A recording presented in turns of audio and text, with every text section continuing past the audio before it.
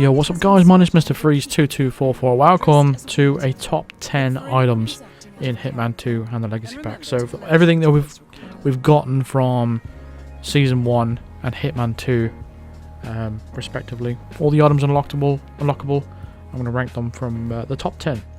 And there's a lot of things I had to cut out as well, a lot of them didn't make the list because there is a lot of useful items in the game, whether people believe it or not. Actually, when you actually break it all down and look it through each section, whether it's the pistols or a sniper rifle or any like the melee items or a tool or anything like that.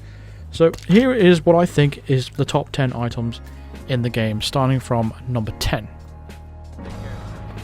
So at number 10, I have the Sieker 300 Ghost. It's the best sniper rifle in the game, I think. And it has all the perks that you'd ever need, the subsonic rounds, the extended scope, the marksman perk, so you can slow down time and all that kind of good stuff. So you unlock it in the Vial calibration in Marrakesh, and if you just go through these menus here in Marrakesh and scroll all the way to the right, you'll see that escalation. So the good thing about this sniper rifle as well, you can take it out of the briefcase really quick. The idle sway isn't too bad, but there is some sniper rifles that are a little bit better than this, but this has a 3x zoom. I think it's even a 4x zoom, and you can slow down time by half squeezing the trigger, and the recoil isn't too bad either, and the fire rate is pretty good too. And a good thing about the sniper rifle is the fact that if you're near someone, they won't be able to hear the shots, whereas on a lot of other sniper rifles, pretty much all of them except for 2 other sniper rifles that I found, that these gunshots can be heard from other sniper rifles compared to this. And the reload time compared to all the other sniper rifles in the game is clearly the quickest out of all of them. The sniper rifles in particular have a really slow reload time, so having a quick reload on this particular sniper rifle is a good addition in my view. You get less rounds than some of the other sniper rifles though, but that's pretty much the only downside, apart from the bodies that you can't penetrate. When you shoot a shot, you can't like shoot 2 people at once like a collateral. But it is a very accurate sniper rifle. It's got a fantastic zoom. You can slow down time. Like I said, it's got all the perks you'd ever need from a sniper rifle. So that's why it comes in at number 10 for me as the best sniper rifle in the game. So again, you unlock it by getting the house built on sand mission in Marrakesh and go and play the Vial calibration escalation. And once you've completed that, you unlock this sniper rifle for you to enjoy. At number 9, I've got the Lethal Poison Vial / Lethal Poison Pills. You unlock that at Mastery level 15 in Paris, or you unlock it at Mastery level 7 in Wilson Creek. They both do the same thing. They're basically the same thing completely, but they're just, you know, just a different skin on them. And I think it's one of the most essential items that you'll ever need in Hitman, purely because you can just poison any drink or any food on the map on any of the levels, and you can kill your targets that way. And it's obviously one of the easiest and best ways of taking out your target silently. One of the examples here is in Paris, when you can mix the bare knuckle boxer for Viktor Novikov, and you can go ahead and poison it with the lethal poison vial, and he'll come along a little bit later on and just take a drink from that. So while that's taking place, you can go off and take out Dahlia if you want to. You don't have to hang around like I'm doing here, but I'm just going to show you this as an example. So Viktor Novikov is one victim that you can use for the lethal poison vial / pills. And there's even a couple of places throughout the game where you can find lethal poison pills found somewhere, or even off a flower, even in Santa Fortuna. And there's places where you can find vials too. So, it's like I said, it's essentially a free kill, really, when you take it into that aspect of it. Here's another example for Dahlia Margolis. We just poisoned a drink down there. I accidentally used a sedative poison, but again, it works the same sort of way. It's the same sort of mechanics. She will pass out for this one instead of actually dying with a lethal poison, but it just goes to show you how effective the poison can actually be. But yeah, it's the same sort of system as the accident kills.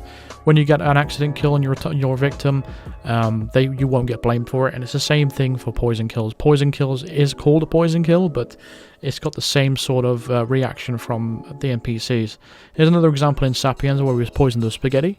We rang this bell now, and all the chef will do, you go and give Caruso the pasta from the table, and then he essentially get a free kill for it. So again, that's one of the easiest and best ways of taking out your targets within Hitman 1 and Hitman 2. Here's a Francesca DeSantis one. You poison this glass of wine here, go and dress up as the golfer, give her a call, and then she comes along, you play along with that story, and then she takes a drink from that wine, and there you go. is another example for poisoning the food for Zaydan in Marrakesh. Another one for Hugo Strandberg in Marrakesh too. So if we take out this guard right here, poison that glass of wine, and we set ourselves up as an intern, and then we go through with the talking to Strandberg in this room, he'll go and drink that wine, and there you go, there's another free kill for you. So you get the idea of how the lethal poisons work. At number 8 we have the Sieker 1, which is basically a tranquilizer that emits the emetic poison in all your victims. So you can actually unlock this in Mastery level 10 in Haven Island. So if you have the Gold Edition or the expansion pack, you can unlock that in Haven Island in Mastery level 10. And it's a good weapon if you want to move a target away from an area and get an easy drowning kill if you want to. You can even use this on NPCs to remove them from certain situations, like for example guards. If they're guarding an area where you need to go, then you'll have 2 shots. You can take out the guards, and they'll basically walk away and be sick in either a bin or a toilet, which is what you most need. This is an example in Haven Island and how effective it can be, and this is against Ludmilla.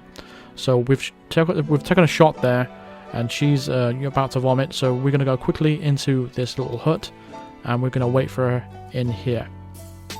So essentially, she'll come along and puke in the toilet, and then we can go ahead and drown her. The only thing you need to do is just basically watch out for anyone else that might have your eyeballs on the situation. I mean, I've shown it as an example here, but this is just a quick example. You can use this anywhere in any map, but obviously we got caught here because we've got a big, huge window and you've got a load of guards roaming around. But this was just an example, but that's how effective the Sieker 1 Tranquilizer can actually be. So that's my number 8. At number 7, I've gone for the ICA Titanium Crowbar. I wanted a non-lethal weapon at this point in the list, and this I think is the best non-lethal weapon in the game. I know it has another option of like breaking open doors too, so if you want to unlock this, you need to complete the breaking and entering challenge pack on Whittleton Creek, and you'll be able to unlock this ICA Crowbar. So obviously you can blast open doors, you can use it as a melee weapon, you can use it as a distraction, and I mean there is a couple of another legal non-lethal melees in the game as well, like the fish or the feather duster for example, but because this crowbar can break open doors too, I think this is the best non-lethal melee that you can have in the game. So it has 2 uses. So I know people are going to be saying that what's going to be better, the lockpick or the crowbar. I might address that in a future video and do some tests, but in my opinion, the best non-lethal melee in the game is a crowbar because it's so versatile and you can use it as a distraction too. So at number 6, I've gone for the Calma 1 Tranquilizer. I know a lot of people are going to be expecting this on the list. Number 1 question probably I get all the time is how you actually unlock this Tranquilizer. And this is how you do it. I'm going to tell you how to do it now. So what you need to do is complete 3 mission story challenges in Whittleton Creek. And the ones specifically are the breadcrumb trail mission story that you need to do. The house for sale, where you basically dress up as the house salesman and stuff. And an apple a day challenge. So you need to complete these all in entirety so you can get the tick in the feats, and once you've done that you'll unlock the Tranquilizer. You can also get one from Hawke's Bay, which I'm going to show you exactly how effective this Calma 1 Tranquilizer can be. So with Hitman 2 a bug got discovered with the Calma 1 Tranquilizer, where if you trank someone and they're in the animation of passing out in the Tranquilizer, because that's what it does, if you shoot them in the head while they're in that animation, it gets counted as an accident kill. Like, they don't perceive it as a lethal ballistic kill, I should say. It will pop up saying ballistic kill, but you won't get punished for it, and you'll still retain your silent assassin rating, as I'm going to show you right now. You can use this on any target. So just make sure you do this right as well. So you can actually shoot your target, and then quickly pull out your pistol, headshot while they're in the animation. And as you can see in the bottom left, you can still see that I'm still got the silent assassin tracker on green. So that's a very effective way of using the Tranquilizer. Obviously, you've only got 2 shots, so use these shots wisely. So if you don't want to take advantage of that glitch, you can obviously use it on guards to remove them from the area. They'll just pass out, and it won't count against your score if the bodies are found. So it's a very effective item, and that is my number 6. At number 5, I've gone for the Silverballer. I don't think it's the best pistol in the game, in my opinion, but I'll go through the explanations in a little while. So first of all, you unlock it by getting to level 2 mastery in Mumbai, Alternatively, you can go to Paris and complete all 3 mission story challenges in Paris, including a private meeting challenge. So you need to do these specifically, otherwise it's not going to lock. Make sure they're all ticked before you register as it complete. 15 seconds of fame is also ticked, lights out as well. So once they're all ticked and all those mission stories are complete, you want to lock the Silverballer or get to mastery level 2 on Mumbai. So the reason why I picked Silverballer for number 5 is the pistol is a very accurate pistol out of all of the ones that are in your inventory, and I've shown this as an example. See that hay bale over there? It's literally the other side of the map, and we're going to drop this hay bale on Penelope Graves' head. We need to line it up properly, and it does have a perk where if you half squeeze the trigger, you can actually close the crosshairs to make it a more accurate pistol. It's not as effective as it was in Hitman 1, but in Hitman 2 you still have that option there for this pistol, and it's the only pistol you have in order to do this. And it's got a very effective range on this pistol as well. It's a 2-shot kill to the body, and you get a decent amount of ammo pool when you spawn with it. So overall, I think it's the most effective. If you want to use it for aggression, for example, this is definitely the best pistol to go for. I mean, you could say that you got the Al Matador or whatever, but as fun as that is, it's a loud as hell pistol, and whereas this one is all silent. It's a 2-shot kill to the body. And yeah, I think it's a decent gun overall in the game. Probably the best. I wouldn't say the best pistol. Like I said, I'm going to move on to that. So let's move on. So that brings me to number 4. As you probably guessed, it's the Krugermeier. And I've chosen this because I pretty much always use this when I go into a mission. It's the most important factor about this weapon is the subsonic rounds. So you unlock this at mastery level 20 in Bangkok, and I'm going to show you what I mean by the subsonic rounds. So this is the Krugermeier. This is in Winterton Creek, and you can get as close as you possibly can. For example, this just behind this little bush where this guard is, we can shoot quite close. Like, it's not perfectly quiet because he will eventually hear you as you get closer and closer. It's not going to be perfectly quiet, but as regards to any pistol, you're never going to be that close to a guard anyway, and it can be very effective for bullet distractions. I mean, your downsides to this pistol is it takes about 4 or 5 shots in the chest to actually put someone down. Your ammo pool is quite small compared to other pistols, and it's a highly inaccurate weapon. But if you're on console, you can just snap onto targets anyway, so it shouldn't be really big of a deal. This is more for close range kind of situations with the pistol, and I find it quite rare when I'd ever need to use the Silverballer. Like I said, you can use it for bullet distractions just like this, and with a Silverballer, if you use that, they can actually hear the shot, not just the bullet impact, but the shot itself from the gun. And that is an important feature when it comes to the Krugermeier, because if they can't hear your shot itself, you won't get in any trouble for it. So that's why it's important to use this gun for bullet distractions, unless you are creating these distractions from long range, and in that case, that's where the Silverballer would come in handy. So I'm going to show you a comparison here between this Krugermeier and the Silverballer. So this is the Silverballer, same range as before as the Krugermeier, and look, the guard heard me. So I'm shooting at the fence, he's not hearing the bullet impact, he's actually hearing the shot from the gun itself. Even though it's still a suppressed gun, it's not going to be as quiet as the Krugermeier. This is why people tend to lean toward the Krugermeier over the Silverballer. I think people sometimes pick the Silverballer over, I don't know, maybe nostalgia to the fact that it's 47's, signature weapon, I suppose. But, I hardly ever use the Silverballer, but it is still effective in certain situations, the Silverballer, and that's why the Silverballer came at number 5 for me, and the Krugermeier at number 4, because for most situations, when I'll be using bullet distractions, or I'm casually going to be shooting a camera or something like that, I would much prefer to have the added security of subsonic rounds from the Krugermeier. And as for the ammo pool, I'm not going to be gunning around the place anyway. I'm mostly going to be going for Silent Assassin and everything I do, so that's pretty much the reasons why I would go for for a Krugermeier. So I've showed you both situations, and obviously they've gone off in a panic just because I've used the Silverballer. Now, for number 3, I've gone for the Electrocution Phone.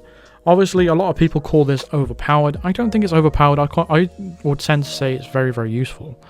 You can pretty much use it on any map, but this is how you unlock it. You need to complete the 3 mission story challenges in the bank, and you need to complete the hostile termination mission story, the heist mission story within the bank as well, and finally you need to complete the expose mission story. Once you've got them all completely ticked in your feats, you will have the electrocution phone unlocked, and this can be very useful in any situation on any given map for any contract.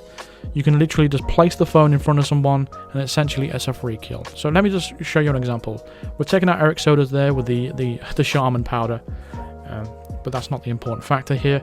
We're going to show you how strong this electrocution phone is. So like I said, you can use this with any target at any point, and which is what's really, really cool about it, because it's a free accident kill. So they're going to pick up the phone, they're going to get electrocuted, and it's a free accident kill for you on any target. So we're just going to place this in front of the target, which is a Yuki Yamazaki. We're just going to go ahead and call it. She's going to answer the phone. She's going to get electrocuted. It's a free electrocution accident kill, and that's it. Look how easy, quick that Silent Assassin was for Hokkaido. It's just as simple as that. It's a Silent Assassin suit only in less than a minute. It's literally as simple as that, and that's why it's number 3 on my list for how important this item is. So if you're struggling with any mission in the game, bring this along with you, and as long as you can get close to the target or put it in a path where he's going to walk to, he will always pick it up, and all you got to do is just then call it, then it's a free electrocution accident kill for you. It's as simple as that, and that's why it's number 3 on my list. Coming in at number 2, I've gone for the coins. Now, I've picked this purely because, one, everybody uses this. When you go into a mission, you're always going to be picking your coins because it's such a useful item to have. I know you can pick up things throughout the mission, but that's making the effort of actually going and doing that. You can actually retrieve more coins throughout all the maps anyway. There's coins scattered everywhere, but this is still a very, very important item, I think, and it's always usually in my inventory whenever I conquer a mission. You don't need examples of this coin. Everyone knows how it works. You throw a coin, creates distractions, you can move people out of certain areas, and basically that's my pick for number 2. So let's go move on to number 1. Number 1, I've gone for the Lockpick. I think since Hitman 2 came out, this has been a permanent feature in my inventory whenever I've gone into a mission. With the amount of locked doors that are in Hitman 2, it's very, very extremely useful now to include in your inventory. So if you want to unlock the lockpick, you need to complete all 3 mission stories in the ICA facility. That includes the Safety First challenge in the ICA facility, the Safe Conduct challenge. So once you've completed all these and got them all ticked, you'll get the lockpick. And the final terms is the mission story challenge as well. And you unlock it also at Mastery Level 2 in Miami. I didn't record footage showing off for the lockpick because I thought how good of footage that will be just me unlocking doors. But everyone already knows how effective the lockpick can actually be. Especially in basically Santa Fortuna, Whittleton Creek, Mumbai. All of these places require a lot of... there's going to be a lot of locked doors, so obviously you're going to require a lockpick for all these. You can argue that, because I know some people will be arguing it in the comments, that you can also use a crowbar. You can, but the problem with the crowbar over the lockpick is the fact that it's a very, very loud option to choose. And when you are lockpicking a lock, because you can also get into safes using the lockpick too, which you can't do with a crowbar, which I don't think you can. Correct me if I'm wrong, but whenever you use a lockpick, you've got about half a second of time where you're hostile to everyone that can see you. But even then, most people don't have enough time to actually fully spot you. So a lockpick is pretty much a useful item in pretty much any locked door situation. Unless obviously it's a swipe card door, where it could be completely useless then. But for mostly Hitman 2 missions, the number 1 item you should be bringing along with you in your inventory is a lockpick, and number 2, coins. It's very, very simple, very basic items, but they are incredibly useful for especially Hitman 2. In Hitman 1, it's not as useful because there's not as many locked doors, but overall, in the course of both games, I think the most used items are the coins and the lockpick. Feel free to disagree with everything I've said in this list. I'm expecting a lot of people to disagree with me.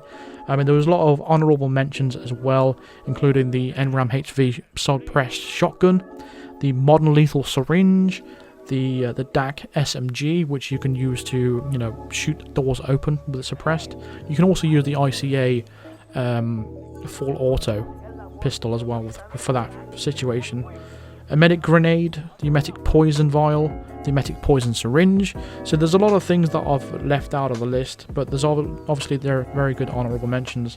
And in regards to the sniper rifles as well, the Jaeger 7 Covert is actually a very, very good sniper rifle, and the Druzina 34 ICA Arctic is also a very awesome sniper rifle as well. But in terms of the pure perfection when it comes to a sniper rifle, the Sieker 300 Ghost was my pick for pretty much every reason and every situation you'd ever need a sniper rifle for. I mean, it does have its downsides, but that's my entire top 10 list. So let me know in the comments if you agree or what you disagree on, and let me know your overall thoughts of the video. I really do appreciate you taking your time to listen to me throughout this entire video. It's been a long one, and yeah, it's been a while since I made a video, so yeah, hopefully you've enjoyed this one. And with that, that's going to do it for this video. Thank you very much for watching. Really do appreciate all the support on Patreon and all the support from my new channel members. We've got a lot of new ones and a lot of Psycho Assassin members of the channel as well. So big shout out to those guys, which includes Paul Lilly, Venom24, The Power Bunny, Bedry, Big D, and Charles Carson, who are becoming top tier Psycho Assassin members of the channel. If you are interested in becoming a member too, click the join button below next to the subscription button, or click the link in the description for all the details for that. Also, click subscribe if you haven't already, drop a like if you enjoyed the video, let me know your thoughts in the comments of the video as well, and I'll see you guys in the next one. Thank you very much for watching. Cheers.